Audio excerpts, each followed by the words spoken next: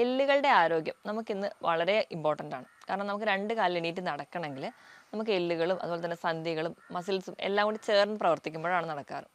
ഈ അടുത്തിടെയായിട്ട് ഒരുപാട് പേരിൽ കണ്ടുവരുന്ന ഒരു കണ്ടീഷനാണ് പെട്ടെന്ന് ചെറിയ വീഴ്ചയിൽ പോലും എല്ലുകൾ പെട്ടെന്ന് പൊട്ടിപ്പോവുക. ബാത്റൂമിലൊന്ന് തെന്നി വീഴുമ്പോൾ നടുവിന് ഫ്രാക്ചർ ആവുക, അല്ലെങ്കിൽ ചെറിയൊന്ന് വണ്ടിയിൽ നിന്നൊക്കെ സ്ലിപ്പായി ഒന്ന് വീണാൽ തന്നെ കൈത്തണ്ടയൊക്കെ പെട്ടെന്ന് പൊട്ടിപ്പോകുന്ന ഒരു കണ്ടീഷൻ. ഈ കണ്ടീഷനെ നമ്മൾ മെഡിക്കലി ഓസ്റ്റിയോപോറോസിസ് എന്നാണ് പറയുന്നത്. കാരണം എല്ലുകൾക്ക് ബലമില്ലാതെ പെട്ടെന്ന് പൊട്ടിപ്പോകുന്ന കണ്ടീഷൻ. ഈ വീഡിയോയിലൂടെ നമുക്ക് ഓസ്റ്റിയോപോറോസിസിനെ കുറിച്ച് നോക്കാം. ഞാൻ ഡോക്ടർ പ്രിയ, Q&D ഹെൽത്ത് കെയറിലെ ഹോമിയോപ്പതിക് ഫിസിഷ്യനാണ്.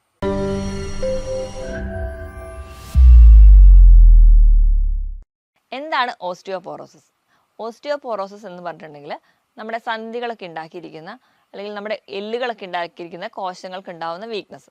കൂടുതലും ഈ ഒരു കോശങ്ങൾ എന്ന് പറഞ്ഞാൽ പ്രധാനമായിട്ടും കാൽസ്യം, ഫോസ്ഫറസ് പോലെയുള്ള ധാതുക്കൾ കൊണ്ടാണ് ഉണ്ടാക്കിയിരിക്കുന്നത്. അല്ലെങ്കിൽ അവരാണ് ഇവിടുത്തെ പ്രധാന ആൾക്കാർ.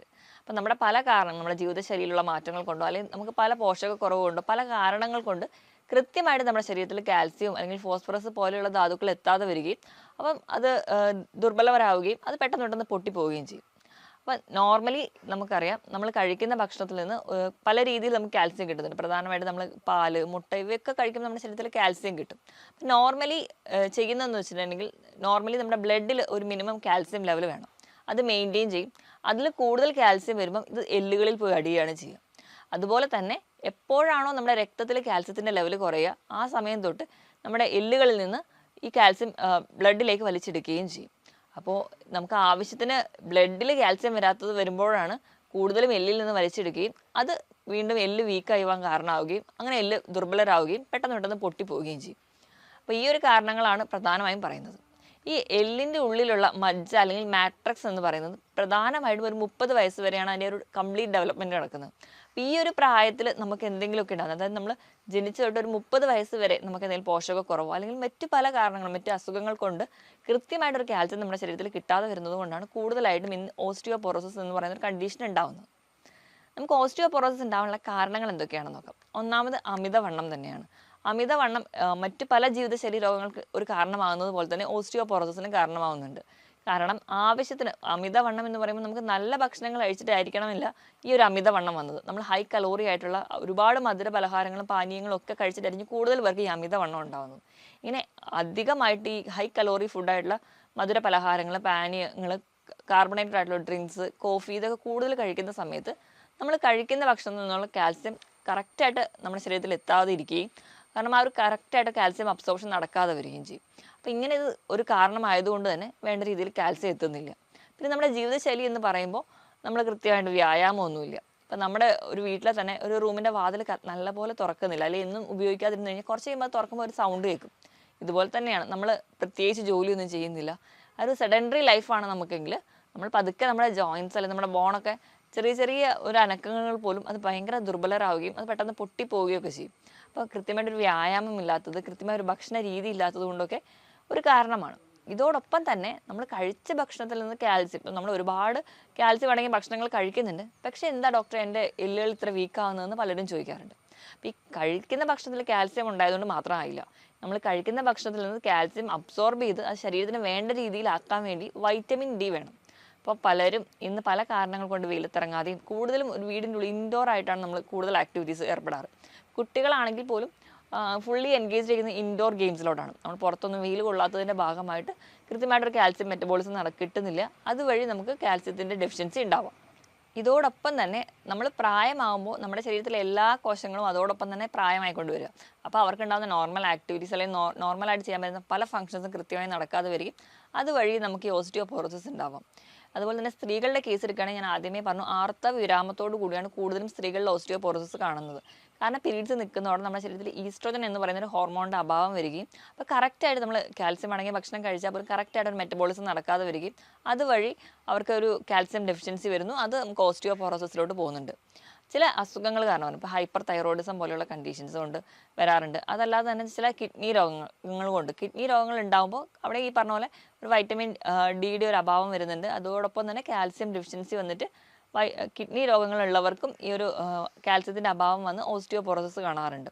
ഇതൊക്കെയാണ് പ്രധാനപ്പെട്ട കാര്യങ്ങൾ. ഇതല്ലാതെ തന്നെ മദ്യപാനം, പുകവലി പോലെയുള്ള ശീലങ്ങളുള്ളവരാണെങ്കിൽ ഈ ഒരു ശീലങ്ങളൊക്കെ ഉണ്ടെങ്കിൽ നമ്മുടെ ശരീരത്തിൽ എപ്പോഴും ഒരു ടോക്സിക് സബ്സ്റ്റൻസ് ആണ് ഉണ്ടാവുക. അവർ കൃത്യമായിട്ട് നമുക്ക് വേണ്ട വസ്തുക്കളൊന്നും അബ്സോർബ് ചെയ്യാൻ അനുവദിക്കാതെ വരികയും അതിൻ്റെ ഭാഗമായിട്ട് കാൽസ്യം ഡെഫിഷ്യൻസി വരാറുണ്ട്. ഇപ്പോൾ ഈ ഓസ്റ്റിയോപോറോസിസ് അല്ലെങ്കിൽ കാൽസ്യം ഡെഫിഷ്യൻസി പ്രധാനമായിട്ടും പ്രൈമറി ആയിട്ടും സെക്കൻഡറി ആയിട്ടും നമുക്ക് ഡിവൈഡ് ചെയ്ത് പറയാം. പ്രൈമറി എന്ന് പറഞ്ഞു കഴിഞ്ഞാൽ നമ്മുടേതായ ചില തെറ്റുകൾ കൊണ്ട് അല്ലെങ്കിൽ അങ്ങനെ ഒരു ബേസിക് കോസ്, ഇപ്പം അമിതവണ്ണമുള്ളവരാണെങ്കിൽ അല്ലെങ്കിൽ അവരുടെ ഫുഡ് ഹാബിറ്റുകൾ കൊണ്ടോ ഈ ഒരു കാരണങ്ങൾ കൊണ്ടാണ് അവർക്ക് കാൽസ്യം ഡെഫിഷ്യൻസി വരുന്നതെങ്കിൽ നമ്മൾ അതിനെ പ്രൈമറി എന്നാണ് പറയാറ്. അപ്പോൾ സെക്കൻഡറി എന്ന് പറഞ്ഞാൽ ചില കണ്ടീഷൻസും ഉണ്ട്. ചില ക്യാൻസർ രോഗങ്ങളോ അല്ലെങ്കിൽ കിഡ്നി ഡിസീസ്, കുഷൻസ് ഡിസീസ്, അങ്ങനെ പല കിഡ്നി രോഗങ്ങളുടെ ഭാഗമായിട്ട് അവർക്ക് കാൽസ്യം ഡെഫിഷ്യൻസി വരുന്നു. ചില മെഡിസിൻസ്, ഇപ്പോൾ കീമോതെറാപ്പി ഒക്കെ കഴിഞ്ഞ് ചില മെഡിസിൻസ് ഒക്കെ എടുക്കുന്നവർക്ക് അതിൻ്റെ ഭാഗമായിട്ട് വരികയാണെങ്കിൽ നമ്മൾ അതിനെ സെക്കൻഡറി എന്നാണ് പറയാറ്. ഇങ്ങനെ പ്രധാനമായിട്ടും നമ്മൾ രണ്ടായിട്ട് ഡിവൈഡ് ചെയ്തിട്ടാണ് കൂടുതലും ഓസ്റ്റിയോപോറോസിസിൽ ഉണ്ടാകുന്ന കാൽസ്യം ഡെഫിഷ്യൻസിനെ പറയാറ്. ഇനിയിപ്പം എന്തുകൊണ്ടാണ് അല്ലെങ്കിൽ ഈ കാരണങ്ങൾ കൊണ്ടൊക്കെയാണ് എന്ന് നമ്മൾ തിരിച്ചറിഞ്ഞു. എന്താണ് അവർ കാണിക്കുന്ന ലക്ഷണങ്ങളെന്ന് നോക്കാം.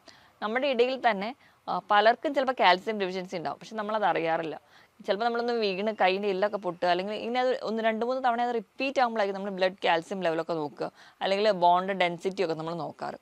അപ്പം അതിന് മുൻപ് തന്നെ ചിലപ്പോൾ നമ്മുടെ ശരീരം തന്നെ ഒരുപാട് ലക്ഷണങ്ങൾ കാണിക്കാറുണ്ട്. ഇപ്പോൾ കാൽസ്യം ഡെഫിഷ്യൻസി ഉള്ള ഒരാൾക്കാണെങ്കിൽ അല്ലെങ്കിൽ ആ ബോണുകളൊക്കെ വീക്കായിട്ടുള്ള ഒരാളാണെങ്കിൽ അവർക്ക് പൊതുവേ എന്തെങ്കിലും വസ്തുക്കൾ എടുക്കണമെങ്കിൽ ആ ഒരു കൈക്ക് ബലമില്ലാത്ത പോലെ തോന്നാറുണ്ട്. ഭയങ്കര ഒരു ക്ഷീണം, മൊത്തത്തിൽ നമ്മുടെ ശരീരത്തിന് ഒരു ക്ഷീണം, ഒരു ഉന്മേഷക്കുറവ്, ഒരു ജോലിയിലൊന്നും ഏർപ്പെടാൻ താല്പര്യമില്ല, ഉറക്കത്തിന് പറ്റുന്നില്ല, പക്ഷേ ഭയങ്കര ക്ഷീണമായിരിക്കും. ഈ ഒരു ലക്ഷണങ്ങളൊക്കെ ആദ്യമേ കാണിക്കും. അതോടൊപ്പം തന്നെ അവരുടെ എല്ലുകളും പല്ലുകളും ഒക്കെ ഭയങ്കര വീക്കായിരിക്കും. എല്ല് പല്ലും നഖവും ഒക്കെ ഉണ്ടാക്കിയിരിക്കുന്നത് കാൽസ്യം കൊണ്ടാണ്. അപ്പം നഖത്തിലൊക്കെ നോക്കിയാൽ വിണ്ട് കീറൽ കാണാം, നഖം പെട്ടെന്ന് പൊട്ടിപ്പോകുന്നതായിട്ട് കാണാറുണ്ട്. കുട്ടികളുടെയൊക്കെ ഒരു കേസിലാണെങ്കിൽ ചിലപ്പം ആ ഒരു കൃത്യമായിട്ട് കാൽസ്യം അടങ്ങിയ ഭക്ഷണങ്ങൾ കഴിക്കാത്ത കുട്ടികളാണെങ്കിൽ അവർക്ക് ആ ഒരു വിളർച്ചയോടൊപ്പം തന്നെ അവർക്ക് നഖം പെട്ടെന്ന് പൊട്ടിപ്പോവുക, നഖത്തിൽ ഡിസ്കളറേഷൻ, നഖം വിണ്ട് കീറുക പോലെയുള്ള ലക്ഷണങ്ങൾ ആദ്യമേ കാണിക്കാറുണ്ട്. അതോടൊപ്പം തന്നെ മസിൽസിന് ഭയങ്കര പെയിൻ പറയാറുണ്ട്, സന്ധികൾക്ക് വേദന, ചിലപ്പോൾ പല സന്ധി വേദന അല്ലെങ്കിൽ ജോയിൻറ്റ് പെയിനും നമ്മൾ സന്ധിവാതമാണ് അല്ലെങ്കിൽ വാതരോഗങ്ങളാണ് എന്ന് വിചാരിച്ച് നോക്കുമ്പോൾ ചിലപ്പോൾ അവിടെ കാൽസ്യം ഡെഫിഷ്യൻസി ആയിരിക്കും. അപ്പോൾ നമ്മൾ കാൽസ്യം അടങ്ങിയ ഭക്ഷണം കൊടുക്കുകയോ അല്ലെങ്കിൽ കാൽസ്യം സപ്ലിമെൻറ്റ്സ് തന്നെ കഴിക്കുകയാണെങ്കിൽ ഒരു പരിധി വരെ കുറയ്ക്കാൻ പറ്റും.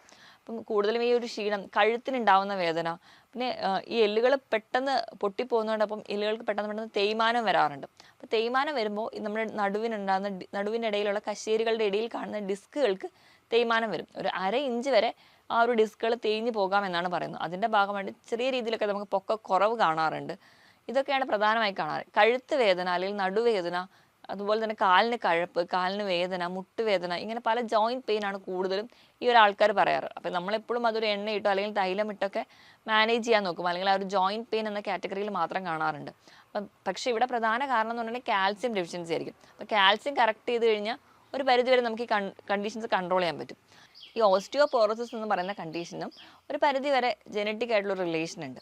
അപ്പോൾ അതുകൊണ്ട് തന്നെ നമ്മുടെ വീട്ടിലാർക്കെങ്കിലും അച്ഛനും അമ്മയ്ക്കൊക്കെ ഉണ്ടെങ്കിൽ നമ്മളെപ്പോഴും അതിനെക്കുറിച്ചൊരു ബിവെയർ ആയിരിക്കണം. അല്ലെങ്കിൽ നമ്മൾ കഴിക്കുന്ന ഭക്ഷണം അത് കാൽസ്യം അടങ്ങിയിട്ടാണ് അല്ലെങ്കിൽ കൃത്യമായിട്ട് അബ്സോർബ് ചെയ്യുന്നതെന്ന് ഉറപ്പ് വരുത്തണം. ഇപ്പോൾ രാവിലെ എണീക്കുമ്പോഴേ ചിലപ്പോൾ ചില ആൾക്കാർക്ക് സന്ധി വേദന പറയാറുണ്ട്, അതുപോലെ തന്നെ നെഞ്ചിൻ്റെ ഭാഗത്ത് വേദന, ഭയങ്കര ജോയിൻറ്റ് പെയിനും, പേശികൾക്ക് വേദന, ചെറിയ കൂനൽ അനുഭവപ്പെടുക, നമുക്ക് നിവർന്ന് നിൽക്കാൻ പറ്റുന്നില്ല, നമ്മുടെ കാലുകൾക്ക് അല്ലെങ്കിൽ മുട്ടുകൾക്കൊരു വളവ് തോന്നുക, കാൽപാദങ്ങൾക്കൊരു വളവ്, ഇങ്ങനത്തെ കംപ്ലയിൻസ് ഒക്കെ കാണിക്കുന്നത് ചിലപ്പോൾ ഒരു പക്ഷേ നിങ്ങൾക്ക് നാളെ ഓസ്റ്റിയോപോറോസിസ് വരുന്നതിന് മുൻപുള്ള ലക്ഷണങ്ങളായിരിക്കും. അതിന് മുൻപായിട്ട് നമ്മൾ ചിലപ്പം ആ ഒരു എല്ലുകൾ പൊട്ടിപ്പോകുന്ന കണ്ടീഷൻസല്ലോ, അല്ലെങ്കിൽ ചിലപ്പോൾ നമ്മൾ അറിയാതെ ബാത്റൂമിൽ തെന്നി വീണു, ഇപ്പോൾ നടുവിന് എന്തെങ്കിലും കംപ്ലയിൻ്റ് ഒന്ന് വീണു, ഫ്രാക്ചറായി, പിന്നെയും വേണ്ടിയിട്ട് നമ്മൾ നടക്കും. പക്ഷെ അപ്പോൾ നമ്മൾ ശ്രദ്ധിക്കാതെ പോവുകയാണെങ്കിൽ ചിലപ്പോൾ നമ്മൾ ചെറിയൊരു വീഴ്ച തന്നെ കൈ തണ്ട പൊട്ടുന്നത് കാണാം. അങ്ങനെ പല പല ഫ്രാക്ചേഴ്സ് ആയിട്ട് പ്രസൻറ്റ് ചെയ്യുന്നത് കാണാം. ഇങ്ങനെയുള്ള ഈ ഒരു കംപ്ലയിൻസ് എന്ന് പറഞ്ഞാൽ പ്രധാനമായിട്ടും കാൽസ്യം ഡെഫിഷ്യൻസി ആണെന്ന് എല്ലാവരും ഓർക്കുക. അതിനനുസരിച്ച് വേണം നമ്മുടെ ഭക്ഷണം മോഡിഫൈ ചെയ്യുകയാണെങ്കിൽ ഒരു പരിധി വരെ നമുക്കിത് കുറയ്ക്കാൻ പറ്റും.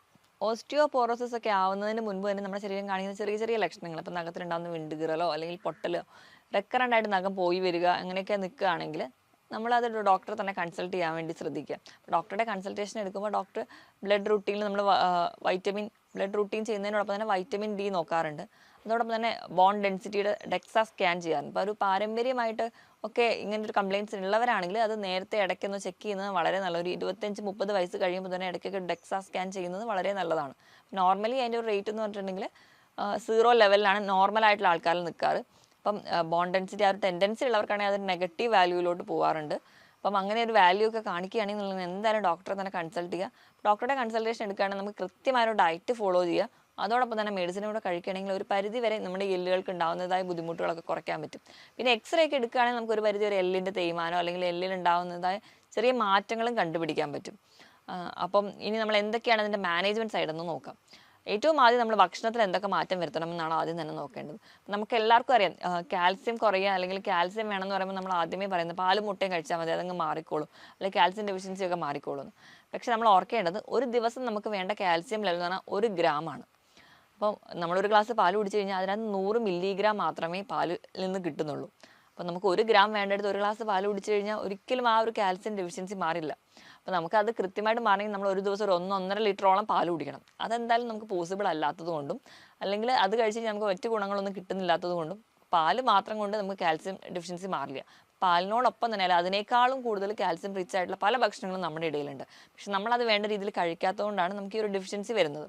പാല് നിങ്ങൾക്ക് കഴിക്കാം. ഇപ്പോൾ മുട്ട കഴിക്കുകയാണെങ്കിൽ ഒരു 100 ഗ്രാം മുട്ട എടുക്കുകയാണെങ്കിൽ അതിനകത്ത് 50 മില്ലിഗ്രാം മാത്രമാണ് കാൽസ്യം അടങ്ങിയിട്ടുള്ളത്. അപ്പോൾ നിങ്ങൾ പാലും മുട്ടയൊക്കെ കഴിക്കുന്നതിനോടൊപ്പം തന്നെ നിങ്ങൾ വളരെ പ്രധാനമായിട്ട് ധാന്യങ്ങൾ കഴിക്കേണ്ട ഒന്നാണ് റാഗി അല്ലെങ്കിൽ മുത്താറി. അതിൽ ഭയങ്കരമായിട്ട് കാൽസ്യം അയൺ ഒക്കെ റിച്ച് ആണ്. അതുകൊണ്ട് തന്നെയാണ് നമ്മൾ 6 മാസം അല്ലെങ്കിൽ ഫീഡിങ് ടൈം തുടങ്ങുമ്പോൾ തന്നെ കുട്ടികൾക്ക് ആ ഒരു റാഗി കൊടുക്കുന്നത്. കാരണം അതിൽ ഒരു 100 ഗ്രാമൊക്കെ എടുക്കുകയാണെങ്കിൽ ഒരു 340 മില്ലിഗ്രാമോളം അതിൽ കാൽസ്യം ഉണ്ട്. അപ്പോൾ ആ ഒരു ഏജ് തൊട്ടേ നമ്മളത് ആ ഒരു ടൈം തൊട്ടേ നമ്മളത് ഫീഡ് ചെയ്യുന്നുണ്ടെങ്കിൽ അത് കാൽസ്യം നമുക്ക് അത്രയും ഇമ്പോർട്ടൻ്റ് ആണ് നമ്മുടെ എല്ലുകളുടെയും പല്ലുകളുടെയും ഒക്കെ വളർച്ചയ്ക്ക് വേണ്ടിയിട്ട്.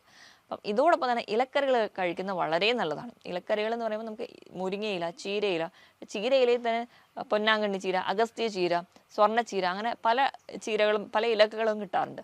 ഇവയെല്ലാം നിങ്ങൾ തോരൻ വെച്ച് കഴിക്കുക. മാറി മാറി നിങ്ങൾക്ക് അത് കഴിക്കുന്നത് നിങ്ങൾക്ക് നല്ല രീതിയിൽ കാൽസ്യം ലെവൽ കൂടാൻ വേണ്ടി സഹായിക്കും. ഇപ്പം നമ്മളെ വീട്ടിലുള്ള കറിവേപ്പില, നമ്മൾ കറികളൊക്കെ ആണെങ്കിലും അത് എടുത്ത് പുറത്ത് കളയുന്ന കറിവേപ്പില പോലും കാൽസ്യം റിച്ച്ഡ് ആണ്. അപ്പം നമ്മൾ കഴിക്കുന്നില്ല, കുട്ടികളത് കഴിക്കാൻ മടിയാണെങ്കിൽ നമ്മൾ കറികളൊക്കെ അത് അരച്ച് ചേർക്കുകയാണെങ്കിൽ ഒരു പരിധി വരെ നമുക്കത് ശരീരത്തിൽ എത്തുകയും നമ്മൾ വീട്ടിൽ അതുപോലെ തന്നെ മല്ലിയില ഇതിലൊക്കെ കാൽസ്യം റിച്ച്ഡ് ആണ്. അപ്പോൾ ഇതൊക്കെ കുറച്ച് അരച്ച് ചേർത്ത് കഴിക്കുകയാണെങ്കിൽ ഒരു പരിധി വരെ നമുക്ക് കാൽസ്യം ഡെഫിഷ്യൻസി കൺട്രോൾ ചെയ്യാൻ പറ്റും. ഇനി ഇതോടൊപ്പം തന്നെ ചെറിയ മത്സ്യങ്ങൾ, മത്തി അല്ലെങ്കിൽ നെത്തോലി പോലെയുള്ള ചെറിയ ചെറിയ മത്സ്യങ്ങൾ കഴിക്കണമെങ്കിൽ അതിൽ നിന്ന് കാൽസ്യം കിട്ടും. ഇപ്പം നട്ട്സിൻ്റെ കേസ് എടുക്കുകയാണെങ്കിൽ ബദാം, നിലക്കടല, വാൽനട്ട്, കശുവണ്ടി ഇതിലൊക്കെ കാൽസ്യം അടങ്ങിയിട്ടുണ്ട്. അപ്പോൾ ഇതിൽ നിന്നൊക്കെ നമുക്ക് കിട്ടാൻ ചാൻസ് ഉണ്ട്. അപ്പം പാലും മുട്ടയും മാത്രമായി കൺട്രോൾ ചെയ്യാതെ ഇവയെല്ലാം നിങ്ങൾ കഴിക്കാൻ വേണ്ടി ശ്രദ്ധിക്കണം. അതോടൊപ്പം തന്നെ ഫ്രൂട്ട്സിലും ധാരാളം കാൽസ്യം അടങ്ങിയ ഫ്രൂട്ട്സ് ഉണ്ട്. നമ്മുടെ നാട്ടിലെ കാണുന്ന മൾബറി, ഇതിലൊരു 39 മില്ലിഗ്രാമെങ്കിലും അതിൽ കാൽസ്യം അടങ്ങിയിട്ടുണ്ട്. അപ്പോൾ ഫ്രൂട്ട്സിൽ ഏറ്റവും കൂടുതലായിട്ട് പറയുന്നത് മൾബറിയിലാണ്. പേരയ്ക്ക, പപ്പായ ഇവയിലെല്ലാത്തിലും കാൽസ്യം അടങ്ങിയിട്ടുണ്ട്. ചെറിയ ശതമാനമാണെങ്കിലും നമ്മൾ കുറച്ച് കുറച്ച് കഴിക്കുകയാണെങ്കിൽ അതിൽ നമുക്ക് ശരീരത്തിൽ ഒരു പരിധി വരെ കാൽസ്യം കിട്ടുന്നുണ്ട്. അപ്പോൾ ഏറ്റവും നല്ലതായിട്ട് നമ്മൾ തിരഞ്ഞെടുത്ത് കൊടുക്കേണ്ടതെന്ന് വെച്ചിട്ടുണ്ടെങ്കിൽ കുട്ടികൾക്ക് എല്ലാവർക്കും ഒരു ചെറിയ പ്രായത്തിൽ തന്നെ റാഗി ശീലിപ്പിക്കാൻ നോക്കുക. അപ്പോൾ റാഗി കുറുക്കായിട്ട് കഴിക്കാൻ ബുദ്ധിമുട്ടുള്ള കുട്ടികളാണെങ്കിൽ നമുക്ക് പൊടിച്ചിട്ട് അത് ബാക്കി നമ്മൾ പുട്ടുണ്ടാക്കുന്നതിന് കൂടെ ആഡ് ചെയ്ത് കൊടുക്കുക, അല്ലെങ്കിൽ ദോശ ഉണ്ടാക്കുമ്പോൾ ആ മാവിൻ്റെ കൂടെ റാഗിയുടെ പൊടി ആഡ് ചെയ്ത് കഴിക്കുക. അപ്പോൾ അങ്ങനെയൊക്കെ ചിലപ്പോൾ പല രീതിയിൽ റാഗി എത്തുകയും അപ്പോൾ നമുക്ക് അയണും അതോടൊപ്പം തന്നെ കാൽസ്യം ഡെഫിഷ്യൻസി ഒരു പരിധി വരെ നമുക്ക് കുറയ്ക്കാൻ പറ്റും. ഈ പറഞ്ഞ ഭക്ഷണത്തിനോടൊപ്പം തന്നെ നിങ്ങൾക്ക് മുതിര അതുപോലെ തന്നെ പാലിൻ്റെ ഉൽപ്പന്നങ്ങളായിട്ടുള്ള ചീസ്, തൈര് ഇവയൊക്കെ നിങ്ങൾക്ക് കാൽസ്യം റിച്ച് ആണ്. ഇതൊക്കെ നിങ്ങൾ സ്ഥിരമായിട്ട് കഴിക്കുകയാണെങ്കിൽ നമുക്ക് ഒരു ചെറുപ്പം മുതൽ ഇതൊക്കെ നമ്മൾ കൊടുക്കുകയാണെങ്കിൽ ഒരു 30 വയസ്സ് വരെയാണ് നമ്മുടെ എല്ല് ഒരു ബോണ്ട് മാട്രസ് ഫോം ചെയ്യുന്നത്. അപ്പോൾ ആ ഒരു ടൈമിൽ നിങ്ങൾക്ക് കൃത്യമായിട്ട് എത്തുകയാണെങ്കിൽ ഒരു പരിധി വരെ നിങ്ങൾക്ക് കാൽസ്യം ഡെഫിഷ്യൻസി കുറയ്ക്കാൻ പറ്റും. ഇനി ഇതോടൊപ്പം തന്നെ ചെറിയ മത്സ്യങ്ങൾ, നട്ട്സ് ഒക്കെ കഴിക്കുകയാണെങ്കിലും ഒരു പരിധി വരെ നിങ്ങൾക്ക് കാൽസ്യം ഡെഫിഷ്യൻസി കുറയ്ക്കാൻ പറ്റും. ഇനി നമ്മൾ കാൽസ്യം അടങ്ങിയ ഭക്ഷണം മാത്രം കഴിച്ചതുകൊണ്ട് കൃത്യമായിട്ട് ഇതിൻ്റെ ഒരു അബ്സോർഷൻ നടക്കണമെന്നില്ല. അതിനോടൊപ്പം തന്നെ നമുക്ക് വൈറ്റമിൻ ഡി വളരെ അത്യാവശ്യമാണ്. അപ്പം ഒരു ദിവസമെങ്കിലും നിങ്ങളൊരു 10 മിനിറ്റെങ്കിലും അതിന് വേണ്ടി ടൈം സ്പെൻഡ് ചെയ്യാം. ഒരു രാവിലെ 10 മണി തൊട്ട് ഒരു ഉച്ചയ്ക്ക് 1 മണി വരെയുള്ള വെയിൽ ഒരു 10 മിനിറ്റെങ്കിലും നമ്മുടെ സ്കിന്നിൽ വീഴത്തക്ക രീതിയിൽ തന്നെ നമ്മൾ കൊള്ളുകയാണെങ്കിൽ ഒരു പരിധി വരെ നമുക്ക് വൈറ്റമിൻ ഡിയുടെ ഡെഫിഷ്യൻസി കുറയാൻ പറ്റും. അതോടൊപ്പം തന്നെ നമ്മുടെ കാൽസ്യം മെറ്റബോളിസം കൃത്യമായിട്ട് നടക്കും. ഇതാണ് നമുക്ക് ബേസിക്കായിട്ട് നമ്മുടെ ലൈഫ് സ്റ്റൈലിൽ വരുത്തേണ്ട മാറ്റങ്ങൾ. ഇതോടൊപ്പം തന്നെ നമ്മൾ എക്സസൈസ് കൃത്യമായിട്ട് ചെയ്യണം. കാരണം നമ്മുടെ ജോയിൻറ്റ്സ് അല്ലെങ്കിൽ നമ്മുടെ എല്ലുകൾക്ക് ബലം വരണമെങ്കിൽ നമ്മൾ എന്തെങ്കിലും വ്യായാമം കൂടി ചെയ്താലേ കാര്യമുള്ളൂ. അപ്പോൾ നമുക്ക് സൈക്ലിങ്ങും സ്വിമ്മിങ് ആണ് ഏറ്റവും നല്ല എല്ലുകൾക്ക് ബലം കൊടുക്കാൻ പറ്റുന്ന എക്സസൈസ്. പിന്നെ നമുക്ക് അങ്ങനെ എന്തെങ്കിലും ഒരു ബുദ്ധിമുട്ടുകളുള്ളവരാണെങ്കിൽ നിങ്ങൾക്ക് ചെറിയ രീതിയിലൊക്കെ നിരപ്പായ സ്ഥലത്തോട് നടക്കുക അല്ലെങ്കിൽ മറ്റ് എറോബിക് എക്സസൈസുകൾ ചെയ്യുകയാണെങ്കിൽ ഒരു പരിധി വരെ നമുക്ക് എല്ലുകളുടെ ബലം കൂട്ടാൻ പറ്റും. ഇനിയിപ്പോൾ സ്ത്രീകൾക്കാണ് ഇത് കംപ്ലൈൻറ്റ് കൂടുതലായിട്ട് വരുന്നത്, അതുപോലെ തന്നെ പീരീഡ്സിന് ശേഷമാണെന്ന് പറഞ്ഞല്ലോ. അപ്പം ആ ഒരു ഈസ്ട്രോജൻ ഡെഫിഷ്യൻസി ഉള്ളവരാണെങ്കിൽ അതുകൂടി പ്രോപ്പർ ചെയ്യാൻ വേണ്ടിയിട്ട് നിങ്ങൾക്ക് ചേന, സോയാബീൻ പോലെയുള്ള ഈസ്ട്രോജൻ കണ്ടന്റ് ആയിട്ടുള്ള ഭക്ഷണങ്ങൾ കഴിക്കാവുന്നതാണ്. അപ്പോൾ നിങ്ങൾക്ക് ഒരു പരിധി വരെ നിങ്ങളുടെ ശരീരത്തിൽ ലോസ് ഉണ്ടായിട്ടുള്ള ഈസ്ട്രോജൻ്റെ ലെവൽ നിങ്ങൾക്ക് ഒരു പരിധി വരെ മെയിൻറ്റെയിൻ ചെയ്യാൻ പറ്റും. അതുവഴി നമുക്ക് കാൽസ്യം മെറ്റബോളിസം കൃത്യമായിട്ട് നടത്താനും പറ്റും. ഈ ഭക്ഷണങ്ങളൊക്കെ നിങ്ങൾ കൃത്യമായിട്ട് കഴിക്കുക, കൃത്യമായിട്ട് വ്യായാമം ചെയ്യുക, കൃത്യസമയത്ത് കിടന്നുറങ്ങാനും എണീക്കാനും ശീലിക്കുക. അതോടൊപ്പം തന്നെ ആവശ്യത്തിന് വെള്ളം കൂടി കുടിക്കുകയാണെങ്കിൽ ഒരു പരിധി വരെ നമുക്ക് ഈ എല്ലുകളുടെ ആരോഗ്യമൊക്കെ മെച്ചപ്പെടുത്താം. ഓസ്റ്റിയോപോറോസിസ് പോലെയുള്ള കണ്ടീഷൻസ് കംപ്ലീറ്റ് ആയിട്ട് മാറ്റാനും പറ്റും. അപ്പോൾ നമുക്ക് ഒരു കംപ്ലയിൻറ്റ് അല്ലെങ്കിൽ ഓസ്റ്റിയോപോറോസിസ് പോലെ ഒരു കണ്ടീഷനിലോട്ട് വന്നു കഴിഞ്ഞിട്ടുണ്ടെങ്കിൽ പെട്ടെന്ന് വീഴ്ചകളും പെട്ടെന്ന് എല്ലുകൾ പൊട്ടുന്ന ഒരു കണ്ടീഷനിലോട്ട് പോകും. ഇപ്പോഴും ആ ഒരു കോംപ്ലിക്കേഷനിലോട്ട് പോകുന്നതിന് മുൻപ് അത് വരാതിരിക്കാൻ വേണ്ടി മാക്സിമം എല്ലാവരും ട്രൈ ചെയ്യുക. ഞാൻ ഈ പറഞ്ഞ കാര്യത്തിൽ എന്തെങ്കിലും ഡൗട്ട് ഉണ്ടെങ്കിൽ നിങ്ങൾക്ക് താഴെ കാണുന്ന നമ്പറിൽ കോൺടാക്ട് ചെയ്യുക. മറ്റൊരു ഹെൽത്ത് ടോപ്പിക്കുമായിട്ട് വീണ്ടും കാണുന്നത് വരെ നന്ദി.